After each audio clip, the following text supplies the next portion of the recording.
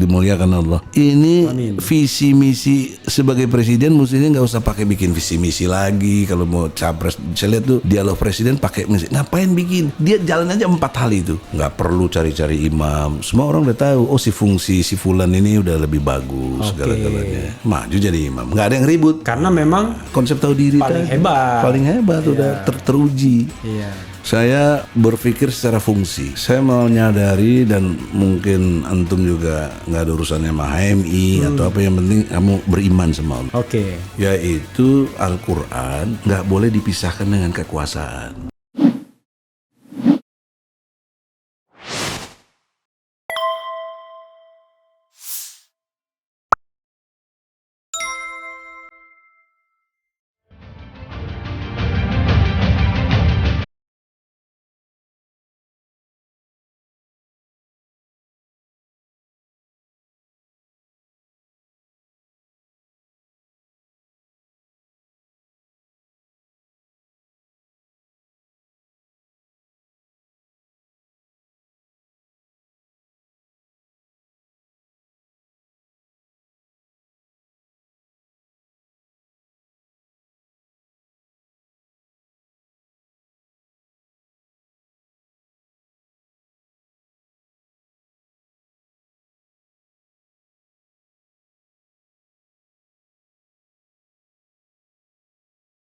Jadi dari perjalanan hidup abang itu, sebenarnya abang nyari apa?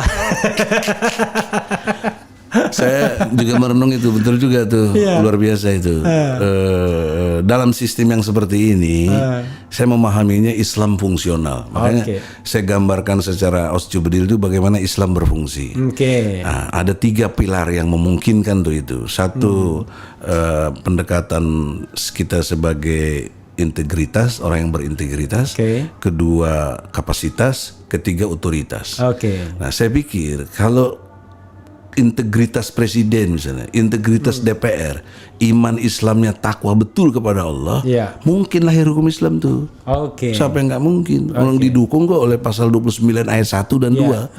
Dasar negara kita ini tauhid, Bos. Ketuhanan yang Maha Esa.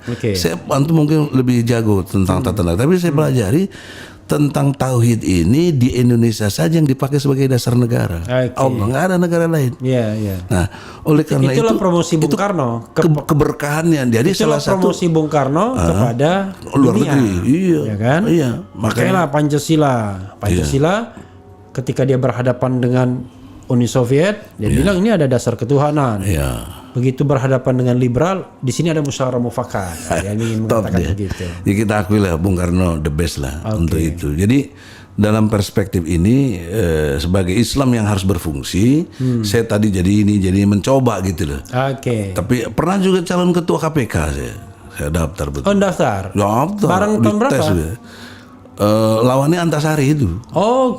Berarti periode yang kedua ya. Dan itu saya baru tahu situ, pada main-main semua. Saya benci itu.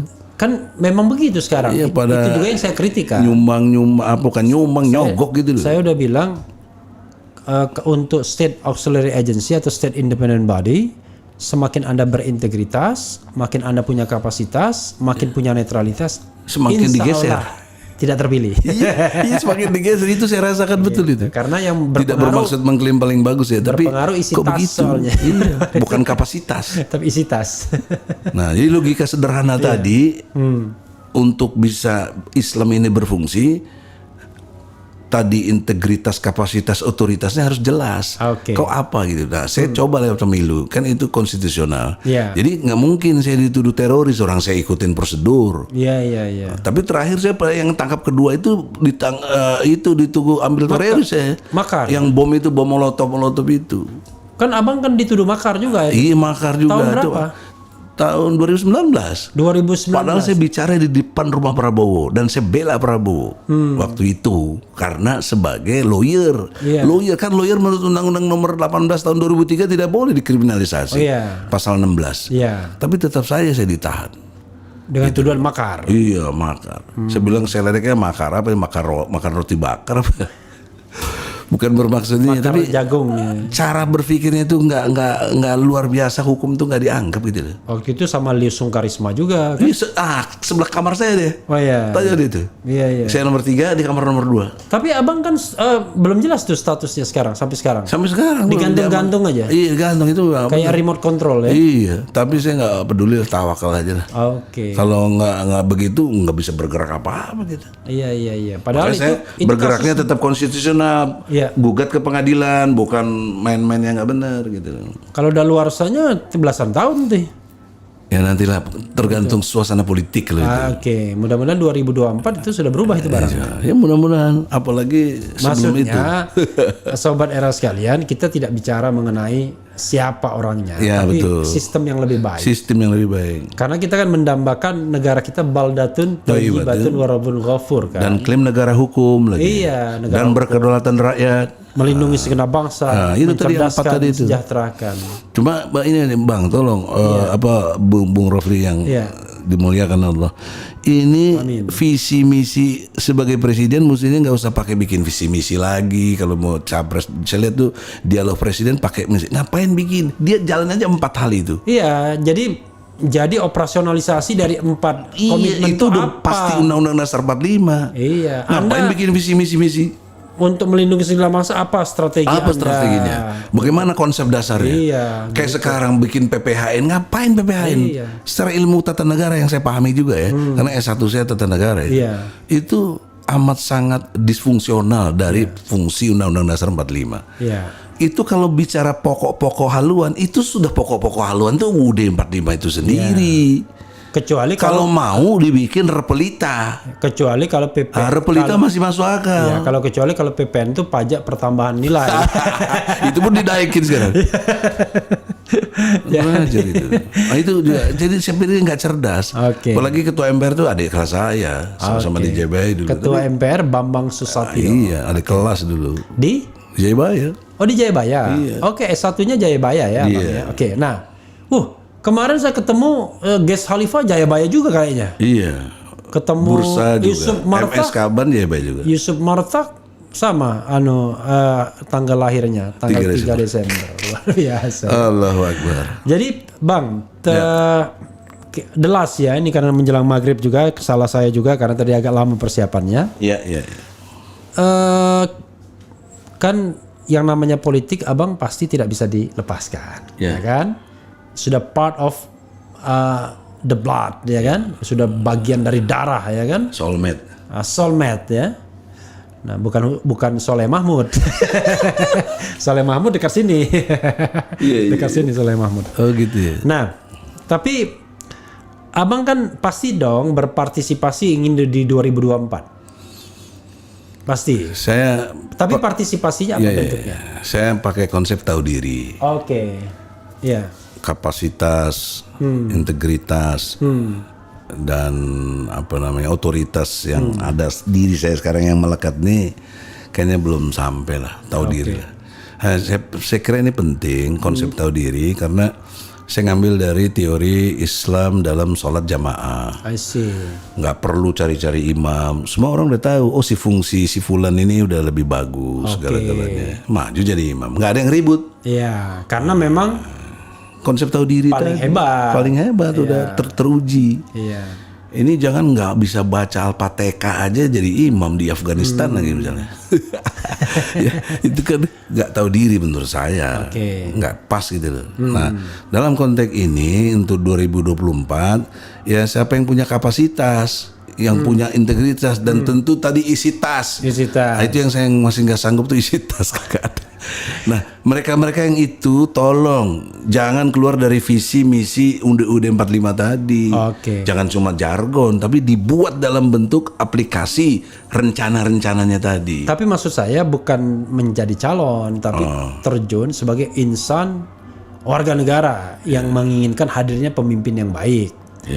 Masuk partai mungkin Abang udah nggak mikir lagi kan? Bahkan sekarang saya masih ketua umum Partai Pemersatu Bangsa. Coba klik Google tuh. Ada. Ketua umum Partai Pemersatu Bangsa. Iya, PPB. Oh itu dari mana ininya? Badan hukumnya ada? Ada, resmi. Resmi. Ada. Bisa dijual itu. Gitu. Pendirinya udah meninggal ya Pak Muntako tuh. Oke, sekarang pertanyaannya, Muntako Firman Muntako bukan? Bukan, yang dari Demokrat tuh. Oh, dari Demokrat. Oke. Nah, sekarang Abang mau ngambil peran sebagai apa dalam prosesi 2024 nanti? Saya berpikir secara fungsi.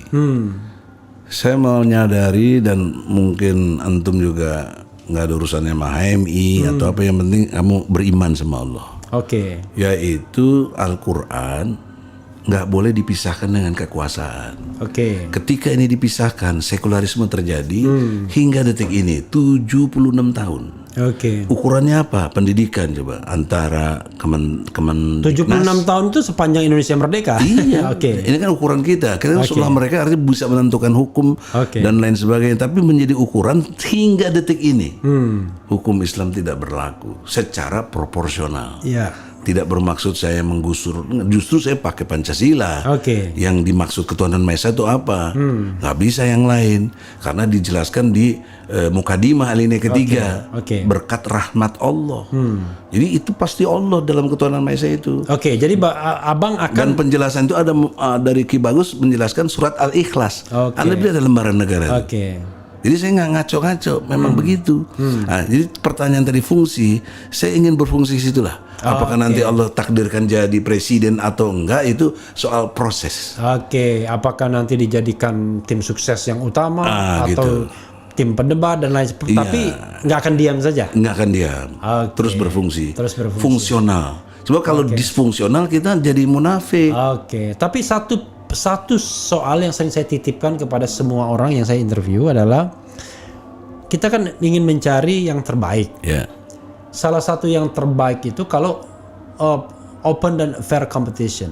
Betul. Nah, saya khawatir dengan masuknya PAN ke dalam gerbong istana ini, pesta itu antara oligarki yang istana saja, karena partai yang lain tidak bisa nyalon karena 20%, kan mereka kan nggak nyampe 20%. Katakan let's say Demokrat sama PKS.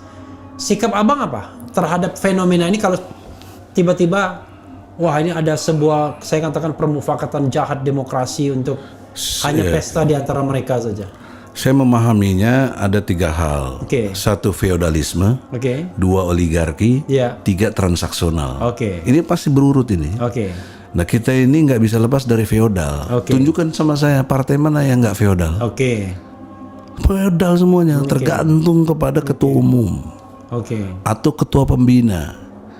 Nah, di dalamnya itu pasti oligarki, nggak mungkin ngambil orang lain kalau nggak orang dekat dia. Ada yang tidak feodal, Persendi, Persatuan Partai Seni dan Dagelan. Dulu ada di Yogyakarta, berdiri juga. Tapi kan akhirnya kan nggak hidup lah pasti. Nah, yang ketiganya pasti transaksional. Oke. Nah, ini yang saya mau dobrak. Maka tentang threshold untuk 20% itu saya setuju, Rocky Gerung, antum juga. Jadi kita fokus sekarang ini, tolong MK juga tolong tahu diri dalam pengertian fungsi ya. Anda nanti ditanya di akhirat oleh Allah.